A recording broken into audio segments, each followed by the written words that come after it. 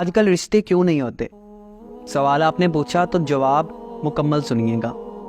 آج آپ جس بھی گلی محلے میں چلے جائیں نا تو آپ کو رشتے کے انتظار میں بیٹھی ہوئی لڑکیاں نظر آئیں گی جن کی ایکچول جو شادی کی عمر تھی وہ گزر چکی ہے، جس کی سب سے بڑی وجہ ان کے یا ان کے والدین کے اپنے مطالبے یا میں نخرے کہہ لوں معذرت کے ساتھ، بڑی گاڑی، اپنی ذاتی کوٹھی، بینک بیلنس، لینڈ کروزر یا اس جیسی خواہشات، چھوٹی فیملی، ٹھیک ہے نا، اچھی فیملی، ذات اچھی، اس طرح کی بے بنیاد جو باتیں ہیں یا بے بنیاد مطالبات ہیں، یہ اس کی بیسک اور بنیادی وجہ ہے۔ کوئی بھی یہ نہیں کہتا کہ ہمیں شادی کے لیے ایک نیک انسان چاہیے، ہمیں اپنی بیٹی کے لیے ایک اچھا انسان چاہیے، یہ کوئی نہیں کہتا۔ ہاں یہ ضرور کہتے ہیں کہ ہماری بیٹی بہت لاڈ اور نخرے سے بھری ہوئی ہے، ہم نے اپنی بیٹی کے بڑے لاڈ اٹھائے ہیں، یہ تو اس کا خرچہ بھی پورا نہیں کر سکتا۔ یار اگر آج کے ٹائم 35 سے 40 ہزار سیلری ہے اور وہ حلال کما رہا ہے تو اس کے حلال میں اللہ برکت ڈالنے والا ہے۔ اور معذرت کے ساتھ آج ہم لوگ مطالبہ کرنے سے پہلے اپنے گھر میں نہیں دیکھتے۔ آپ کے گھر میں بھی تو ابو کی قلیل کمائی سے گزارا ہو رہا ہے نا، سب اچھے سے چل رہا ہے، تو پھر دوسرے کی طرف یہ ڈیمانڈیں کیوں؟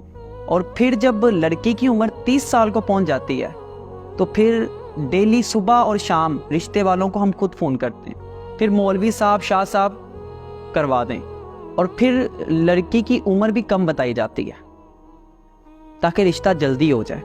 اور پھر لڑکے والوں کے بھی کیا کہنے، لڑکی چاہے بلا کی خوبصورت ہو لیکن یہ کہہ کر نہ کر دیں گے کہ لڑکی خوبصورت تو ہے لیکن اس کی عمر زیادہ لگ رہی ہے، سر کے بال سفید ہیں، لڑکی تو موٹی لگ رہی ہے، یہ تو اس کی اماں لگے گی، اس کی عمر 30 نہیں 40 لگ رہی ہے۔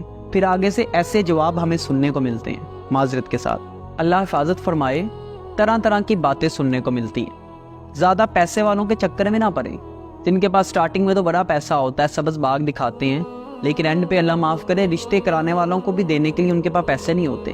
اس لیے سبز باغ اور ان چکروں میں نہ آئے، جس نے آپ کو دھوکہ دینا ہے آپ اس کو پہچان نہیں سکو گے۔ اس لیے جو اپنی بیس لائن ہے اس کو ٹھیک کر لیں۔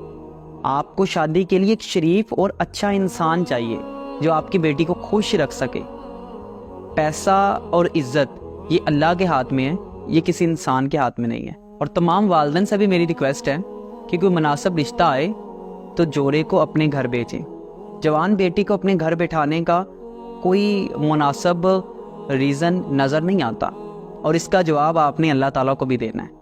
پھر بھی اگر والدین کی سمجھ میں نہیں آتا تو وہ اپنے ماضی کو دیکھ لیں کہ ان کے ماضی میں ان کے حالات کیسے تھے، ہو سکتا ہے وہ اس سے بھی زیادہ بدتر ہو، لیکن دینے والی ذات اللہ کی ہے، ہم کسی کو جج نہیں کر سکتے، نہ ہی یہ اجر کا دن ہے۔